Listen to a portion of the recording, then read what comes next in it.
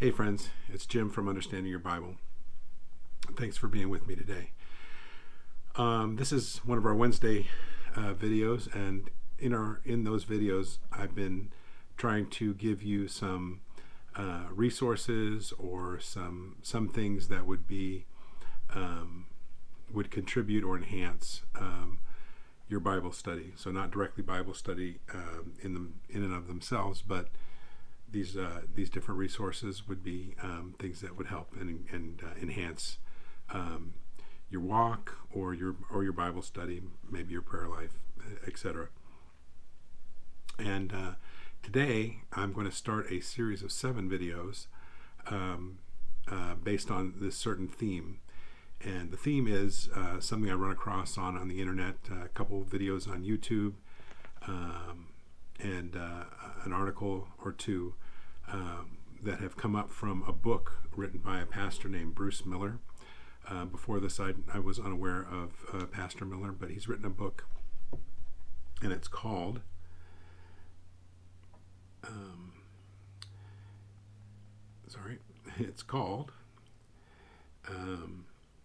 The 7 Big Questions, Searching for God, Truth, and Purpose. And the 7 big questions are he got from Google, as Google says that these are the 7 most searched or most Googled questions on God or Christianity.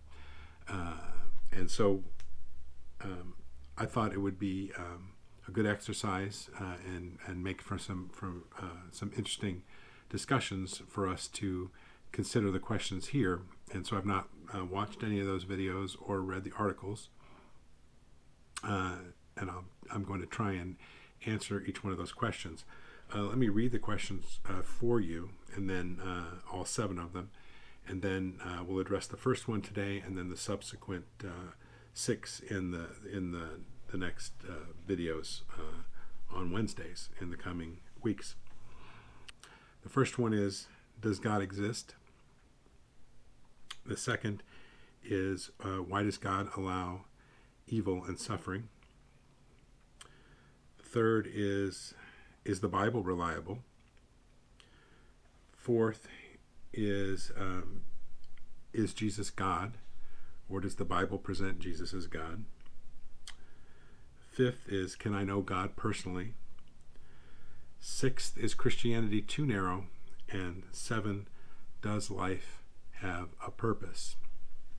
So hopefully you find some of those questions interesting, or maybe there's something that you or somebody you love is struggling with. So hopefully these next videos will be helpful for you. So let's start with the first one. Does God exist?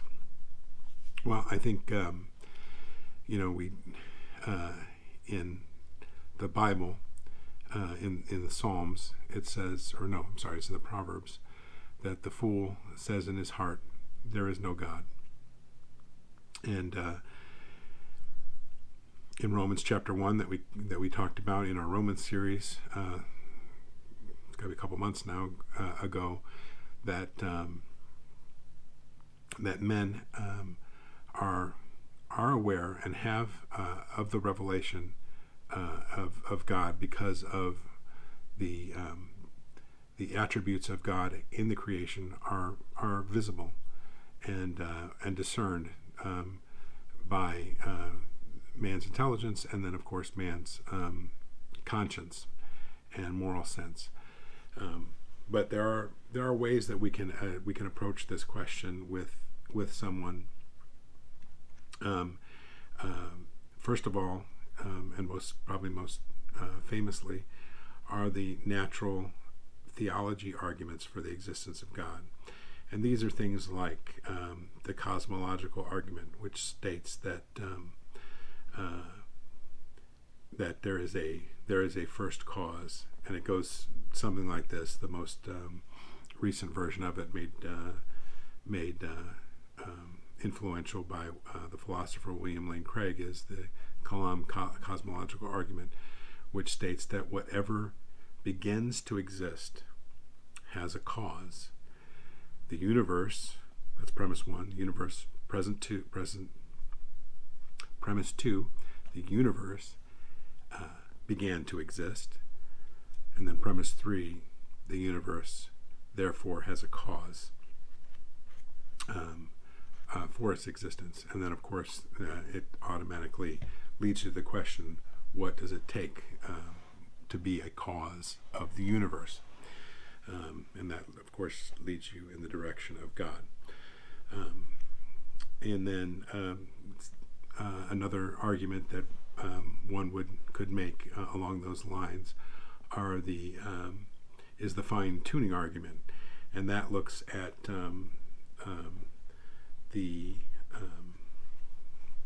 recent work in modern physics and chemistry, astrophysics, cosmology, that shows how precise the so-called constants and quantities that the universe displays, like the strength of the gravitational force or the nuclear force, these types of constants and quantities, that there are many of them that have to be so precise to a astronomically small, narrow range for the universe to be life permitting, that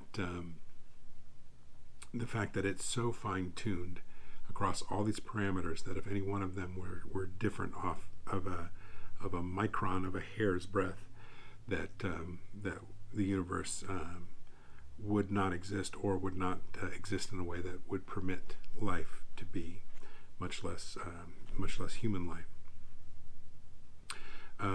Another one we could look at would be the moral argument, and that goes something like this: that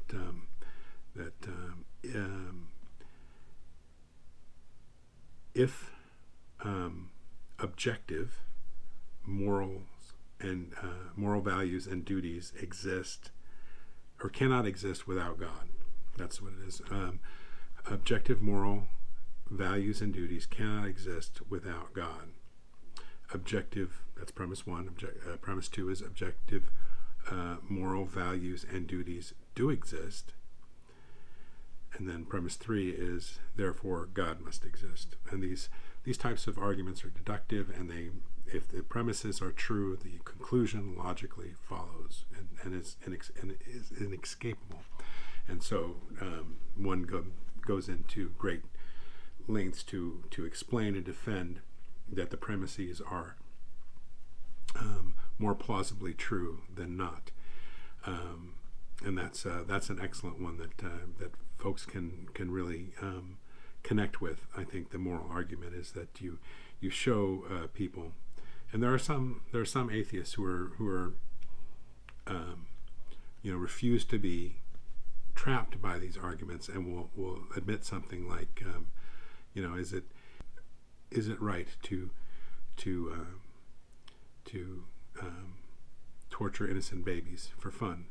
And they will, not wanting to be trapped by the argument, will say, well, I can't necessarily say that there's something objectively wrong about that, or was black slavery objectively wrong? And once they're in the discussion and they feel the force of the argument, they'd rather admit that there is nothing that's wrong, including intolerance and bigotry and all these other values that are so looked highly upon today. They will say, well, these things can also not be objectively wrong, because they admit that if objective, truly objective, regardless of the opinion of anybody throughout history or in the future, if something is objectively right or objectively wrong, there must be a moral law that indicates that. And if we have a moral law, we must therefore posit a moral lawgiver, and that lawgiver, of course, is God, whose very nature, not necessarily his commands, but his nature is the grounding of morality, that objective morality. And then you have the thought that how do we answer the big question, which is, why does anything exist at all? And that leads us that way. So those are just some of the ways that you can consider that question. But does God exist? I think he exists. I believe with all my heart, mind, and soul that he exists. And to explain the reality that I perceive, and the reality of my own moral conscience, the reality of the stuff, the space, matter, time, and energy, with what we exist and move through, is inexplicable to me without God. And to think that it all just popped into existence out of nothing with no cause is not only takes greater faith than it does to believe in God, in my opinion, but it's almost a delusion worse than believing in that the magic of something like Harry Potter is real. So I'm going to put some resources in the link below, in the comments below, that will help you in some of these things. There's some great, especially somebody like I mentioned, William Lane Craig, his ministry has some great resources on the existence of God, the natural arguments for the existence of God, and then that will help you further answer these questions for yourself. And so I hope you found this interesting and useful and thought-provoking. I'd love to hear what your thoughts are on it. And next time we'll look at question number 2, which is the why does God allow evil and suffering?